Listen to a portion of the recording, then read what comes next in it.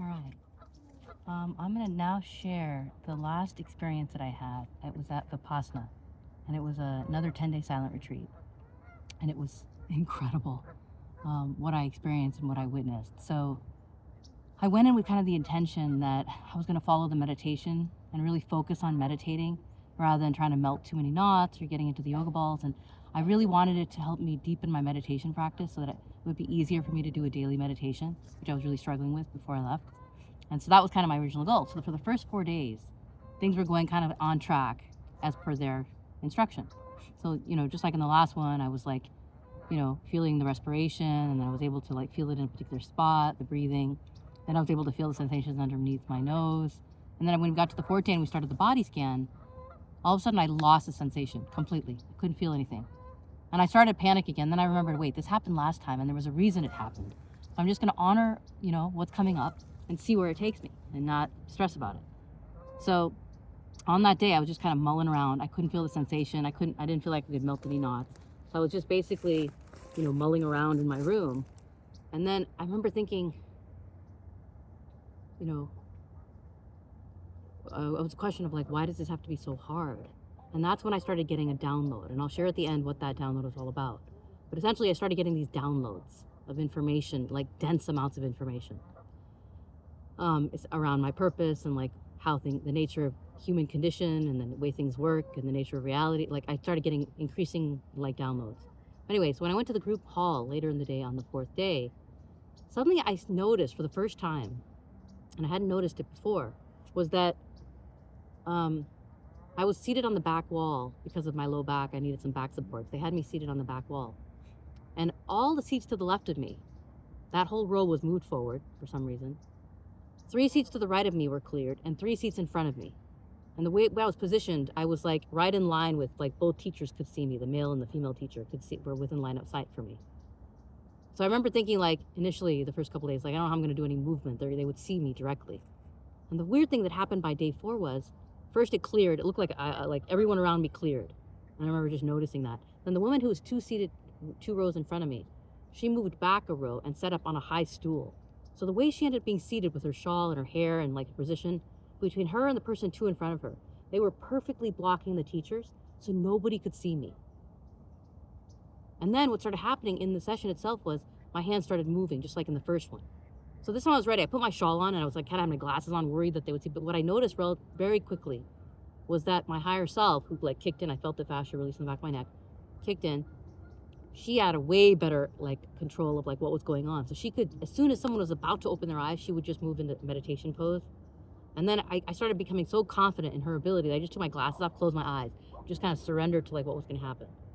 So essentially then my hands started moving and it was like each of the chakras were getting activated. Now I've never felt that before, but she was going to each of the places, so the sacrum, the navel, the solar plexus, the heart, the throat, between the eyes and the crown. So she was going through each of them and it felt, and as she was energizing them, I could literally feel what felt like a knob turning inside my body, like a visceral feeling of that, like as it was getting activated, each one that she activated.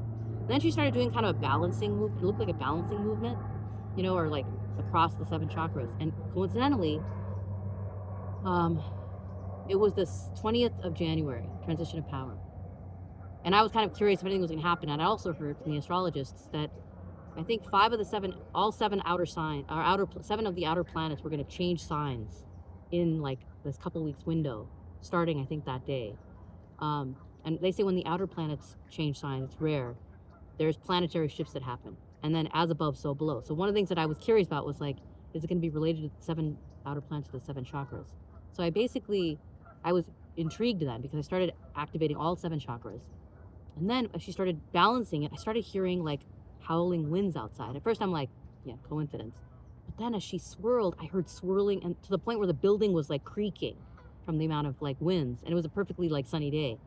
And then as soon as it ended, the meditation, I was still kind of in the middle of it. So I knew I had to keep going in my room. We all go outside because we're leaving. Everybody's shoes had blown like 20 feet from the building, except mine. And I remember thinking like, oh my God, like what's going on? So I got my shoes on quickly and I went to my room. And then as soon as I went to my room, my hands started moving more freely. And it was like, again, balancing chakras and energizing each of them. And then it was like, looked like it was integrating into my aura or something.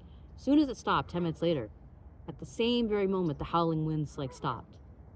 And I remember thinking like, maybe a coincidence? Like, this is really like wild. Until I experienced it again at the end of the course, which I'll tell you about a little later in the thing. So basically, like, that was like the beginning of like the adventure or like the amazing experience that I started to have there. So then she was activating the front, then she activated the back chakras, another meditation. Then she was doing things like, in one of them, I could feel like it looked like I was pulling energy down from like the heavens or the skies or something, like some kind of movement like that. And then I could feel like what felt like almost like a magnetic substance, like a thick substance on my hands, caked on my hands. And then my hands were like open. I could feel like, I don't know, like energy or something flowing into them, both sides. And then they would move towards each other. I could feel like spheres and energy between them. And I remember even right before that occurred, actually, I was kind of like, what happened to the meditation? Like, I'm totally not on schedule. I'm not doing these meditations. Like, what is all this? You know, like, shouldn't I be doing the meditation? And then immediately, like, it's, you know, what happened was I started feeling like things I felt at the end of the last Vipassana. So each of the stages, like, towards enlightenment. So I started feeling the tingling over the whole body first, cooling. It was like, it felt like a cooling sensation, tingling over the whole body. Then I started feeling like everything dissolving. I was able to feel the sizzle wherever my awareness went. And then, you know, it was like the spine started quivering. I saw the light in my vision. And then the channel opened and my higher self came in. But it all happened in like 30 seconds. And it was kind of like blah, blah, blah. Like, it was kind of that, like, very dismissive. And I'm like, what was that? And then what I heard from my higher self was, you've done this 100 times before. Like, you're insisting on it, so we're showing you. But you've done this 100 times before in past lives. Like, there's a lot of other stuff that we need to do, but we want you to see that so that you can like get it out of your system. Like, you don't need to be following that process. You've already done it. And then I was like, well, why am I even here then? Why am I at Vipassana? And what I heard then was the vibration here, the fact that it's like noble silence, but then the vibration here allows you to go into a deep, like, healing state, and where you can access us, we can work with you or on you. And so that was the reason I was there. And they said, and the teaching is exactly right. So you're in the vibration and you're hearing this, like, the philosophy of the things that are exactly on the track. You're just a little further along on that same track. But anyway, so this was going on, and then like I'm gonna see if I can remember my notes because there was so much that happened. So let me see. It was okay. So what started happening was, as I started deepening it was what I just realized was like a theta state from everything that I read. So it was like everything I'd been led to. It was like, and I'd experienced a lot of it before. So it was like, when I was discovered the Silva method, they talk about waking up early in the morning, and that's what I was getting from the last meditation or the last Vipassana. Early in the morning, between 4 and 6 a.m., I was woken up, and then I would feel I could like melt knots, heal injuries, heal my back pain and stuff like that, get into deep meditations. What they said in the Silva method was like, same thing, you do it and you train yourself to like put your fingers together, like count down from like 10 to 1 and then put your fingers together. So you train yourself so then during the day you can get into that same state again. And they say that theta state is like the healing state. So what happens is when you go from sleep, you're in delta. Right when you wake up, you go through theta before you fully wake up. And that's considered dream state, healing state, intuition, ahas, like happen in that moment, gamma and theta together. So people sometimes go to sleep with a problem. They wake up, they're like, oh, I have the answer. It's because they went through theta. Theta is where they get the answers, where they can access these deep states.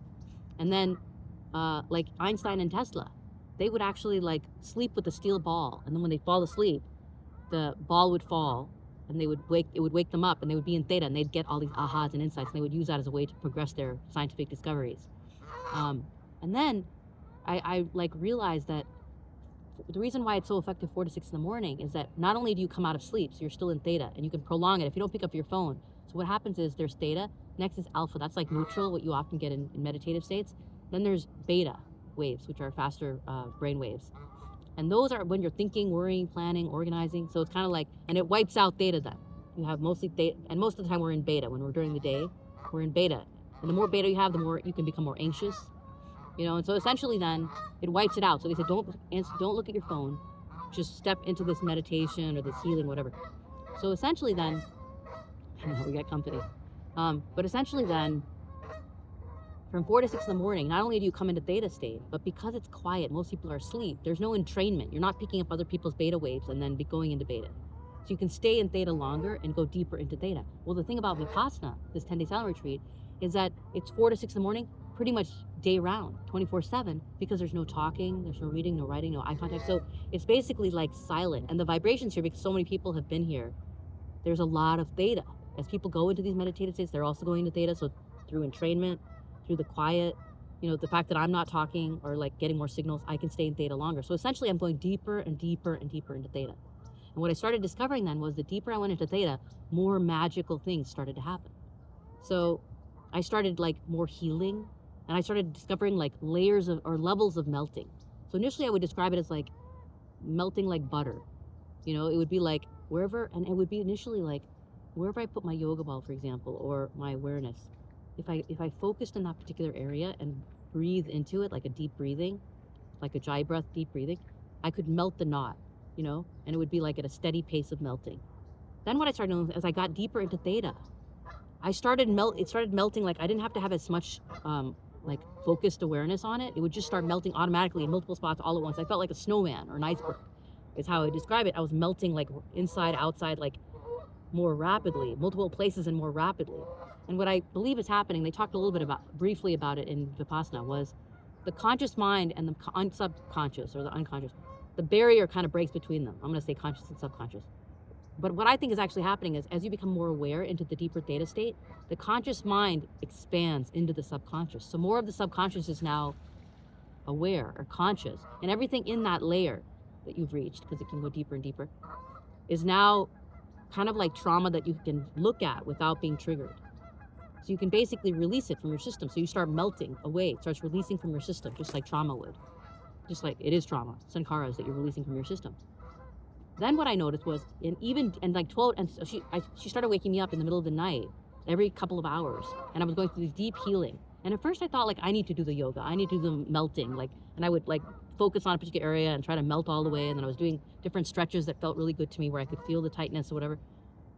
And I noticed one night when it was like 12 to 3 in the morning when I'd been woken up, it was so deep theta that it was like being under anesthesia. And I remember my husband saying to me once that maybe, when you're under anesthesia, your body becomes super fluid. You can move like your leg over your head or whatever. There's no rigidity in the system. You can move however you want. Because your basal activation has been dramatically dropped.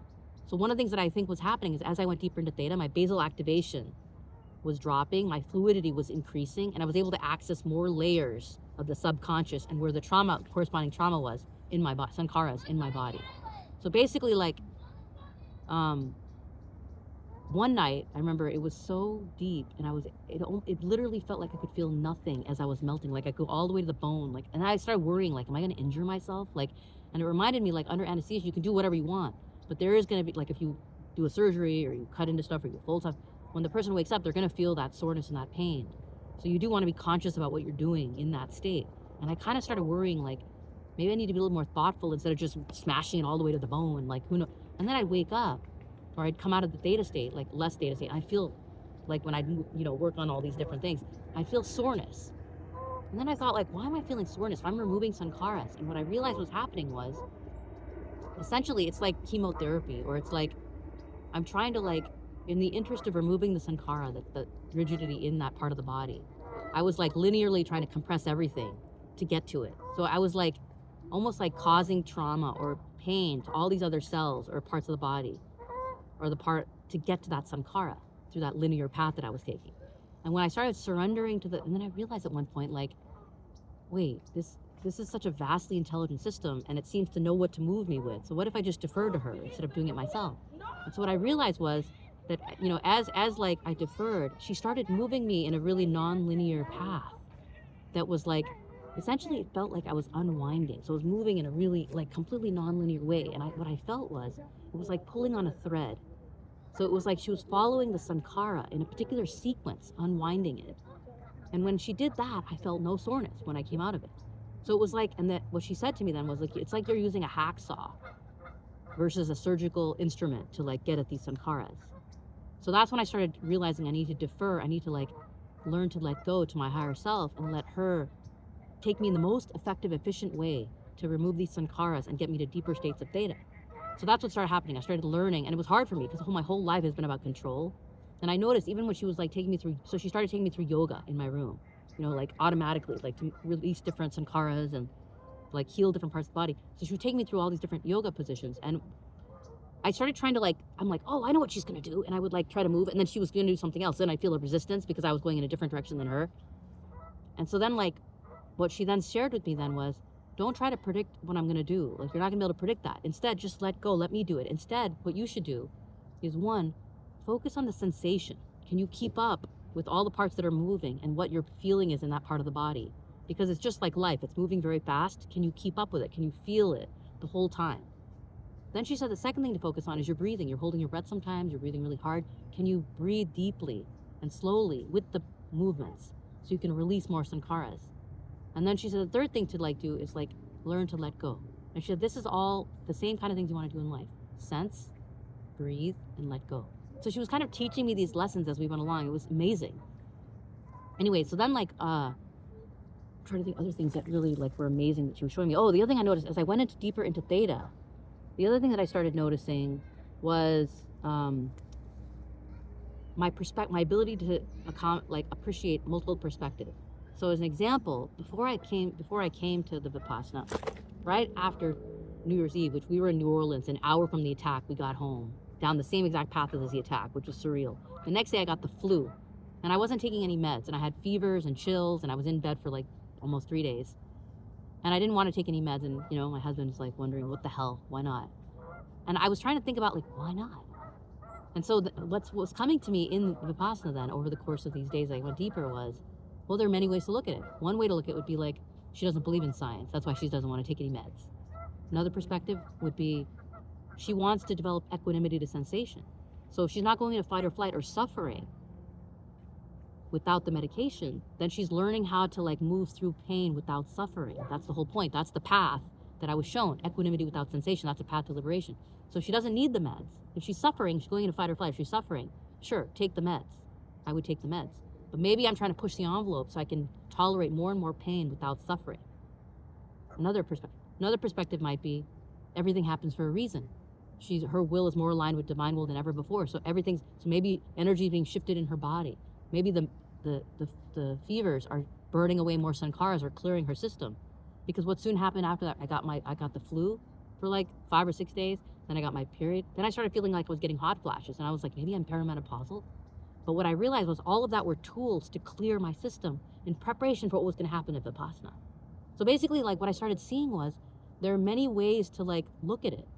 And what I realized was, as we become more whole, as we heal, as we go deeper into the healing state, we start being able to see. It's like the 5 blind men. They are given they're asked to share what an elephant looks like. So they basically, each of them shares a different part. One says it feels like a pillar, like the leg. One says it feels like a rope because they have the tail. So they all have different parts, and they're all right. But they have a part of the truth, not the whole truth. And what she was sharing with me as I was getting these discoveries was that as I was becoming more whole and healing more of my sankharas, I was able to see more perspectives, more parts of the whole, more of the truth. So essentially then I could see, and as an example, what I said was, man, if I tell my husband any of this stuff, he's going to think I'm delusional. And what I heard was, well, in his experience, in that dimension, you could be. He knows people who's gone crazy, who hear voices. Those are people who some of them are sick. So in that view, in that worldview, in that experience, in that dimension, he's absolutely right. There is a reason that he's afraid about you hearing voices or meeting your higher self or seeing all these things. But you're in a different place. Think about the number of steps you had to take before you could even come to the idea that that's happening for a reason, that you're getting the flu for a reason, or you're hearing voices or whatever is your higher self. Think of the path that you had gotten to before you had that perspective. So instead of trying to convince him, or convert him, why don't you just see if you can understand that perspective from his angle of the truth, his view of the truth. And it was so beautiful and so fascinating. So I started seeing a lot of things the way I see them a certain way, people in my life and whatever. I started being able to appreciate all the different ways of looking at that situation within myself and then with other people. So that was another really cool thing was happening. Anyway, in parallel then, in the meditation hall, it continued. And what I started noticing was when everything would align and the teachers couldn't see me, there would be movement. When things were misaligned, where someone was off or whatever, then I was just doing my own meditation. So I started being able to read the room. I remember one of the days where everything perfectly blocked, and I knew I was going to have movement.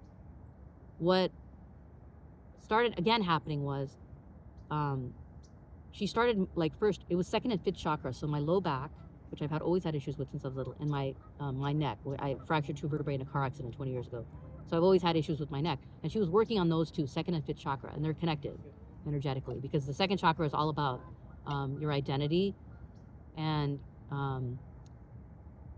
being able to express yourself, and then the fifth chakra is about your voice when doing stuff. And so if you're blocked, your expression or your desires are suppressed, then you'll also have trouble in your fifth chakra. So they're connected. But anyway, she was continuously working on my low back and my neck. And so in this one session, I noticed she was like having me like, and I was like, when I surrendered to her, she was like having me move in like this non-linear way. Like, oh, I felt like, who's that singer? The blind singer, and like the way he would move. I was kind of moving like in kind of those ways. So anyway, she was moving, and then I was like, whenever anybody would, like an assistant teacher would stand up, then she'd come back to like meditation position. And I started again, I could totally trust that, and it was like, I was like in stealth mode, you know? Like she totally knew what was going on, I had a complete read of the room. So I felt like I'm hidden in plain sight, like it was fascinating. And then essentially then what she started doing was she put my feet in like butterfly position like this with my the base of my feet together, my legs out. And then she would lean way forward, push me. I felt like I was getting pushed forward to like stretch my like my thighs and my low back. And then she would stretch back for a while, and then she would stretch forward. So she was doing all this. And then anytime anyone would stand up, then when they started the meditation, she not only started doing this, I started inching down the wall, and then she would do it again, then I'd inch down the wall, and I was like, and I was thinking like, oh my God, what if anyone turns around? At one point I was lying down on the floor with looking up at the ceiling. And I'm like, if anyone opens their eyes, if any teacher stands up or shifts positions, I'm gonna be like, what the hell is she doing laying on the floor? So I was holding my breath a little bit and like tense about what's gonna happen. And I'm like, you know what? What's gonna happen? Worst case, they're gonna see me, they're gonna like get up, like stop being a clown. You know, you're supposed to be sitting up and still. So I'm like, it's not a life and death situation. What if I just surrendered and see what happens? And then what I realized was not a single person got up, not a single person looked back. And I was thinking, how is she orchestrating all of this? Is she like in communication with all 100 guides to say, okay, let's not make sure nobody opens their eyes or turns and looks? It was just, I realized it's so beyond the conscious mind, what my higher self was orchestrating for me, or what was already perfectly designed and playing out, was so beyond the conscious mind. I was just left in awe, honestly, through much of what was happening through this whole experience. And then, so this kind of thing was going on. And then again, she ended right at the end. Immediately when they started doing the last chanting. Then right at the last fraction of a second, she had me sit up. And again, I'm in position right when people started opening their eyes. So just in awe, total awe. So it was like that was going on. Then one of the things that happened that was really intense, and honestly a little scary when it happened, was in my room one of the times doing yoga. Like she was taking me through yoga. And at one point she had me in what looked like a child's pose. But like my toes, like she wanted to stretch my toes, you know? And I didn't realize how much tightness there was in my toes. I think because I wear flip-flops, they're always curled forward, you know, and around the flip-flop. So she started pushing them back, and like she took it to the point where there was like not pain, but like right before pain. So it's pretty intense. Like my toes were being pushed like this on the floor. Then when I tried to pull out at one point, like sharp pain. I tried to push it, sharp pain. And I'm like, oh my God, it's like I'm locked in this position. And I kind of like started to panic a little bit. Then I'm like, all right, trust and surrender. Just honor what's going on. So I started taking deep breaths to try to just relax into the intensity. So what she'd do is she'd push it like this, and then she'd release all the knots, the tightness. Then she'd go another degree forward, another degree. So she kept pushing my like toes further and further back. And then I'm like, I kept breathing. I started doing what was almost like labor breathing because it was so intense. And it went on for half an hour. And I'm like, am I going to die? Like, is this ever going to end? Ended. She went all the way back, released all the knots. And then she started slowly releasing. So it was over like the course of like, let's say 5 minutes. Because all of a sudden it would probably cause a lot of pain because I'd pushed so far back.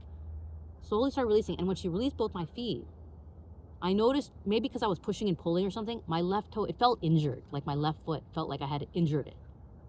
And then my hands came out, and there was like, I could feel heat in the center of them. And then I felt this activation again on the base. And then it went to my foot. I didn't feel anything like specifically coming out, but within like 5 minutes of being there, the pain in my foot completely went, like not completely, I'd say 95% of my pain went away. Then she started communicating with me, and she said, if you're gonna help people and coach people going through major transitions in their life and preparing for those, you need to be able to go through it yourself and know exactly how to move through it.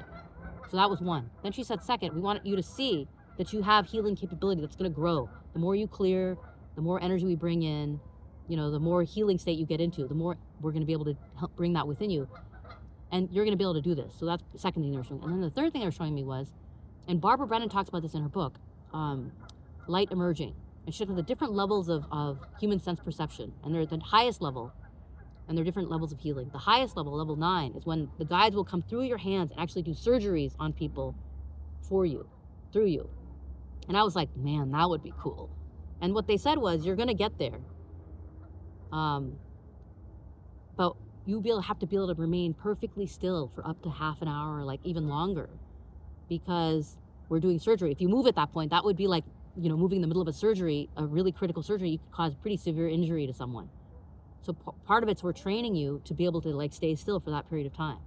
So I was just in awe. And then they said, this is going to feel like you just had surgery, basically. You need to rest. And I missed lunch. It was last day. And I had actually missed lunch.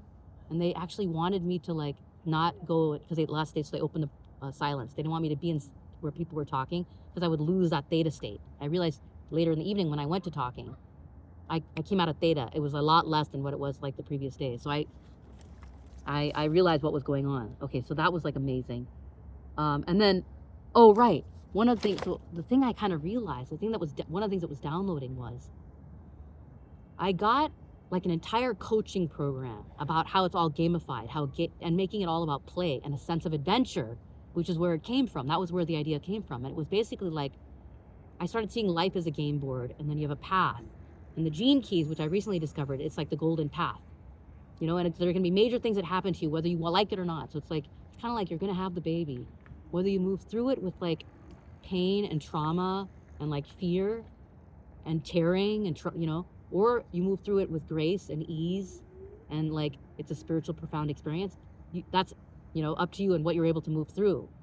But either way, the baby's going to be born. So it's kind of like these major transitions are going to happen for us in our lives that are predestined. They're going to happen. I mean, if we don't like believe in birth charts and like major events happening, big things happen, right? Like think about major transitions. You move to a new city, you get a new job, you get married, you have kids, you get sick, you die, like someone close to you dies. Like these are all major transitions to go through that can be really stressful, anxiety provoking events. So how the training you do, the amount you clear, the amount of resilience you develop will determine how you move through that experience. So what was downloading for me was like an entire gamified way of taking the path to enlightenment through a coaching program that included like thinking of our sankharas, these traumas, as demons and dragons on the path that can emerge at any point that we don't know. And if we're able to move through it with tools and techniques and awareness, equanimity with awareness, then the dragon will dissolve and there'll be an angel, or there'll be a gem you discover, points you get. And each session would be like, it wouldn't be like this rote process you go through. It's dynamic, like we are, like life is. So when you come to the session, depending on how much presence you have and how aware you are, and what I could sense intuitively or contextually, would determine you do one of three things. You could, if you're in a really like bad place, really below the line, or not particularly aware today, not present, then it might be healing. I do a spot healing for you, or help you move to a place of calm, or support, nourishment, Let's say you're in a good place. That's when you could learn some new tools, breathing, gratitude, like any of these other techniques that we have, like one of the meditations, because you're in a good place. And one of the ways to get to more equanimity and awareness are through these kinds of tools. Then the third place, let's say you're in a really good place. Then you could actually go after, and this is what I was hearing about, the Enneagram, which is a really amazing personality test that helps you understand the why we think, feel, and do certain things, the motivations and triggers, your emotional behavioral patterns. Really powerful tool, also spiritually based or inclined, but blows Myers-Briggs and a lot of other ones way out of the water, in my opinion. But anyway, the motivations and triggers I realized are kind of like your aversions and cravings, just like in this tradition I was learning, this Vipassana technique. Things that I hate and things that I love so much that I'm addicted to them. So now you could think about it in your life. What are all the different aversions and cravings you have? And then you could rate them, scale of 1 to 10, let's say. So what are the most triggering, most addictive things in your life? And what are the least in that set you come up with? Then this third component, if you're in a really good place, you could now go after one of these shadows, one of these sankharas, aversions or cravings in your system. And the more equanimity and awareness you have, the bigger ones you can go after. And the more points you get, the more equanimity you can get if you're able to move through it. So you start to gamify. They showed me the whole thing, this coaching program. And then what came to me was, and as I was like I was getting all these ideas. And at one point I started writing, I started seeing a conglomerate and like how this was going to scale and all this stuff. At one point I started writing all this stuff down, and then my pen broke.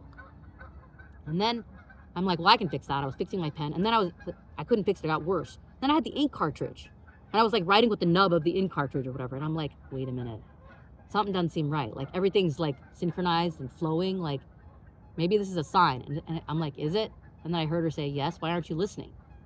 And I was like, oh, why am I not listening? Because it's a craving. It's like my ego kicked in. It's like, ooh, you could be rich and famous or whatever. Like it kind of snuck in there. It was coming with all these plans. And like she was trying to halt it by breaking my pen or having my pen break. So then I was like, oh, I tried doing yoga and it was like diluted. And I'm like, oh my God, okay, I won't do that again. Come back. And I started freaking out and I started crying. And then I'm like, give me another chance. And then she was like, look, there's second chances, there's 100 chances, a million chances. All it does is when your ego kicks in like that, if you're not reading the signs, you'll just stall progress. You won't continue. You'll stay where you're at. So it's not a bad thing. And then I'm like, I will never do that again. And they're like, don't develop an aversion now. You had a craving, now it's an aversion. You don't want either. And they said, make mistakes, try stuff. That's how you learn. And what I realized was, I'm like, well, how do I know when it's my ego that's kicking in? And they're like, okay, tune into it. So previously when I got this aha for like this idea that I was downloading, I suddenly started feeling like the standard yoga movement started moving into dance movements. So it was like this validation. And I started feeling all this energy in me of like, you're on the right track. It's coming from the heart, compassion, goodwill, and love. When this kicked in, it was like, I'm like, ooh, here's how I could commercialize it. So it was kind of like the ego slipped in there. So it had a totally different vibration and feeling to it. So she was like, do you feel the difference? And I'm like, yes. I'm like, what do I do if I notice that? She's like, go right to the heart. Because that's the highest frequency and it'll like, it'll bring you right back to ground. So that's like what I did then. And then I was back on it. And she was like, make mistakes. Like the struggle is the journey. That is the game. And besides, if you didn't like make any mistakes, how would you ever show anybody how to like move through these experiences? So then what came to me was, it was like these stories are so out there and crazy. And it's like, kind of like a movie. And that's what led to this whole concept. And even the whole, like what I was gonna say in that 3-minute video as a trailer, like the whole thing downloaded. Like I just got it, like it flowed right through me and stayed with me to when I even came back and was able to just like do it. So essentially, and then I was like, I mean, even with that, I wasn't sure if it was going to be well received or not. And like, I had a few people saying like, don't do it. There's no audience in LinkedIn or whatever. I'm like, you know what? It's such a joy to just create it and release it that I'm going to just do it for me. And I'm not going to worry about if there's anyone that gets it. And then of course, it's been quite the opposite. So many people have reached out and so many people have like, felt resonance with it. And it's like the validation that this is the path that I'm like flowing with consciousness or whatever. So essentially like, there were all these amazing things that were happening. Okay, so I'm gonna share a couple more and then close it out. So on the last day, one of the things that happened, it was actually kind of funny, was I was in the like second to last meditation of the day. And I started again feeling like the chakras are getting balanced, chakras. And I started hearing some howling winds and I was focused on the outside. And all of a sudden I had to go to the bathroom. And it was like emergency. And then I'm like, oh my God. And I stopped like moving my hands because I'm like, I don't want to have an accident. And then I'm like, there were 2 minutes left for the meditation to be over. And I was like, I don't know if I'm going to make it. And I'm like sweating at this point and like trying to hold it.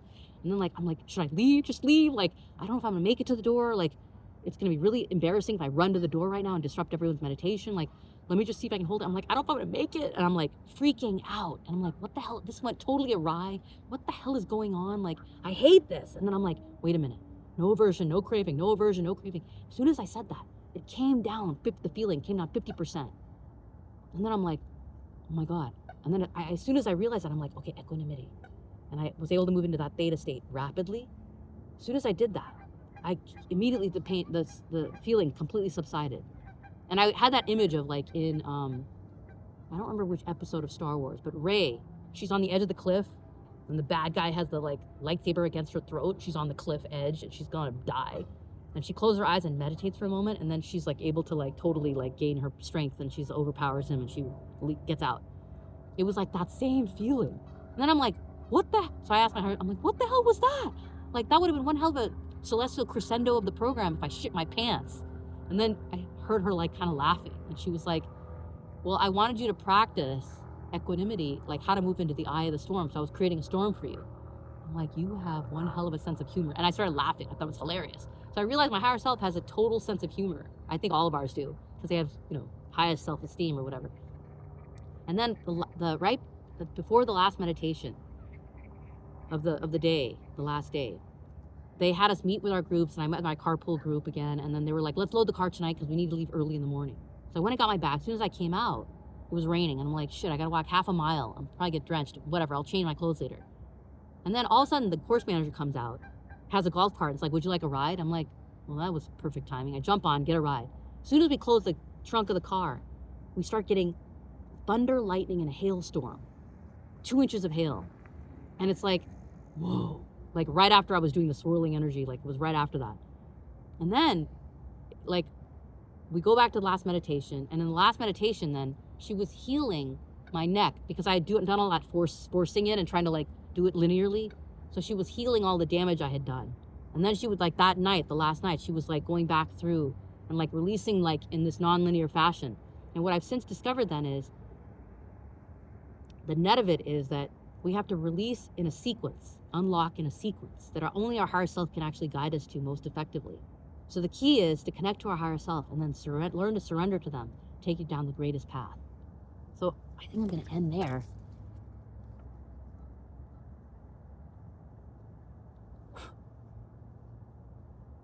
Yes. I'm going to end there and say it's one hell of a journey. More shut stuff coming up. I'm going to another one next week. I'll fill you in then.